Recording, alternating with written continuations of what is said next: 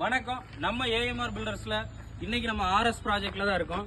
இந்த ப்ராஜெக்ட்டை பொறுத்த வரைக்குமே கிரவுண்ட் ஃப்ளோர்ல 2000 ஸ்கொயர் ஃபீட், ஃபர்ஸ்ட் ஃப்ளோர்ல ஒரு 2000 ஸ்கொயர் ஃபீட், மொத்தம் டோட்டலாவே 4000 ஸ்கொயர் ஃபீட் பிளஸ் பெட்ரூம் கொடுத்துருக்கோம்.